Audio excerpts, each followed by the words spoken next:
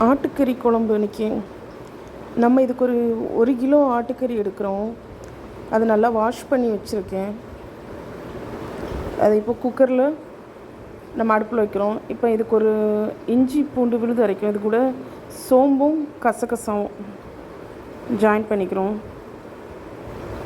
கொஞ்சம் மிளகும்,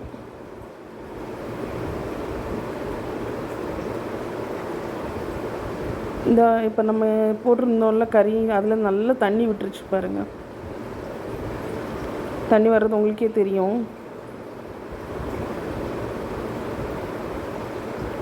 இப்போ நம்ம கொஞ்சம் மஞ்சள்தூள் சேர்த்துக்குவோம்.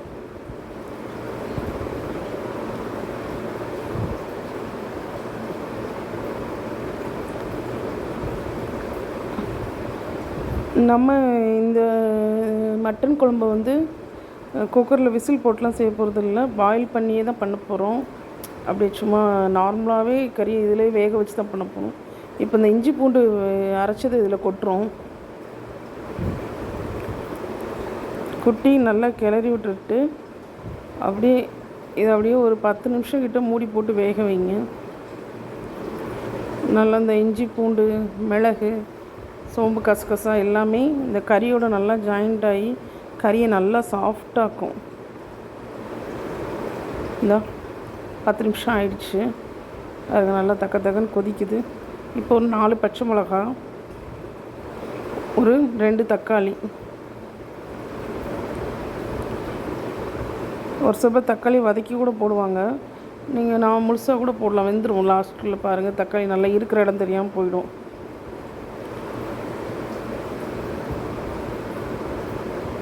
இப்போதைக்கு நம்ம தண்ணி சேர்க்கக்கூடாது. இது நல்லா இதில் இருக்கட்டும். இந்த தக்காளி கொஞ்சம் வதங்கினதுக்கப்புறம் நம்ம தண்ணி சேர்த்துக்கலாம். இப்போ பாருங்கள், நல்லா குழக்க வெந்துருச்சு. இப்போ இந்த கறி ஓரளவுக்கு லைட்டாக முங்குற அளவுக்கு மட்டும் தண்ணி ஊற்றினா போதும். நல்லா வெட்டி கொதிக்குது பாருங்கள். இப்படி ஒரு 20 நிமிஷம் கொதிக்கணும். அதுக்கப்புறம் தான் மசாலாலாம் சேர்க்கணும்.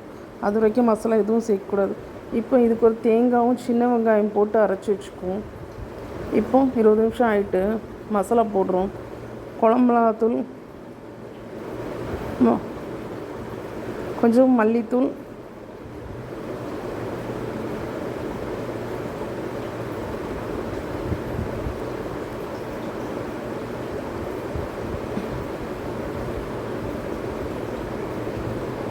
அப்படியே இந்த போட்ட மசாலா பச்சை வடை போகணும். இப்போ நல்லா மேலே நல்லா எண்ணெய் பிரிந்து, நம்ம எண்ணெயே சேர்க்கல, குழம்புல இருக்க கொழுப்பு அதெல்லாம் சேர்ந்து மேலே எண்ணெயாக பிறண்டு வந்திருக்கு பாருங்கள்.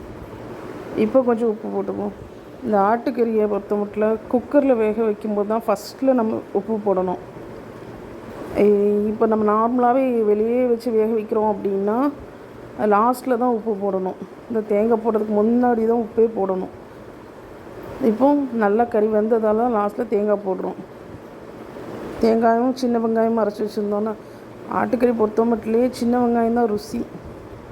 அதனால் சின்ன வெங்காயம் போடுங்க. சின்ன வெங்காயம் இல்லாதவங்க பெரிய வெங்காயம் கூட போடலாம், ஒன்றும் பிரச்சனை கிடையாது.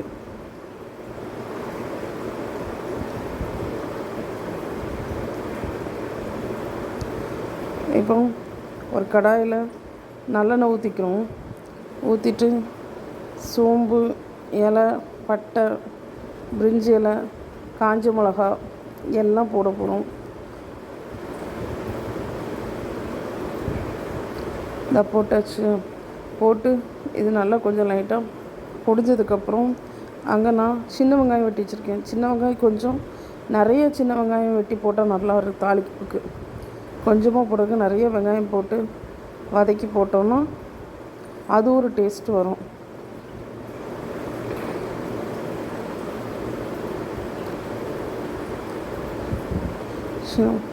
தென் கொஞ்சம் கருவேப்பிலையும் போட்டுக்குவோம்.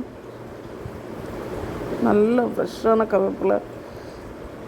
கொத்தமல்லியும் கொஞ்சம் ஒரு அரைக்கட்டு போல் வெட்டி வச்சுக்குவோம். அது கொஞ்சம் குழம்புல போட்டுக்குவோம். குழம்பு இப்போ நல்லா ரெடி ஆகிட்டு, தாளிக்கிறதுக்கு முன்னாடியே கொஞ்சம் கொத்தமல்லியை தூவி விட்டோம்னா குழம்புல தாளிப்பை கொட்டும்போது அது நல்ல ஒரு ஜாயிண்ட் ஆகி நல்லாயிருக்கும்.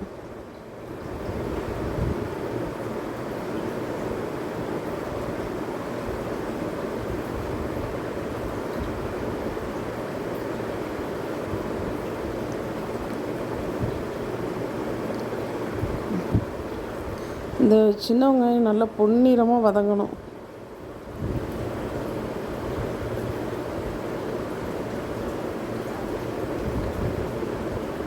இந்த நேரம் நம்ம அப்படியே போய் குழம்பு எப்படி இருக்குன்னு பார்த்துருவோம். நல்லா ரெடி ஆகிட்டு இந்த கொத்தமல்லி போட்டு கறி நல்லா பஞ்சு போல் வெந்துருச்சு. தாளிப்புலேயும் கொஞ்சம் கொத்தமல்லி போடுவோம். கொத்தமல்லி எவ்வளோ வேணால் சேர்க்கலாங்க. கொத்தமல்லி நம்ம உடம்புக்கும் ரொம்ப நல்லது. குழம்புலையும் சேர்த்தாலும் பசங்க எல்லாத்துக்குமே சாப்பிட்ருவாங்க.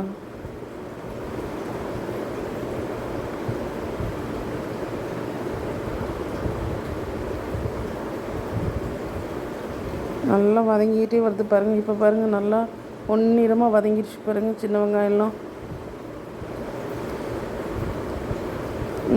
நான் எப்போவுமே லாஸ்ட்டாக மட்டன் மசாலா போடுவேன்.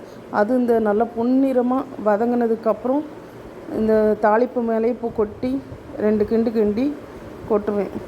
அப்போனா இந்த மட்டன் மசாலாவோட பச்சை வாடை போயிடும். நல்லா அது ஒரு ஃப்ளேவர் கொடுக்கும். மட்டன் குழம்புக்கே அது ஒரு சுவையை தூக்கி கொடுக்கும்.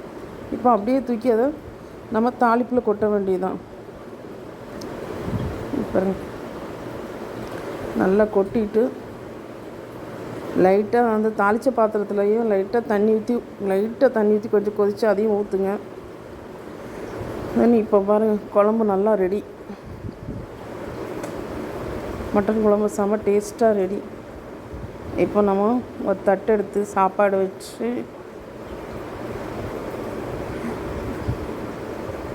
மட்டன் குழம்பு அதில் ஊற்றி மட்டன் குழம்பு பாருங்கள் நல்லா தகன்னு கொதிச்சிட்ருக்கு. இந்தா மட்டன் குழம்பு அதில் ஊற்றி சாப்பிட வேண்டியதான். உங்களுக்கு இந்த குழம்பு பிடிச்சிருந்துச்சுன்னா லைக் பண்ணுங்கள், ஷேர் பண்ணுங்கள், சப்ஸ்கிரைப் பண்ணுங்கள். வீடியோவை பார்த்ததுக்கு ரொம்ப நன்றி.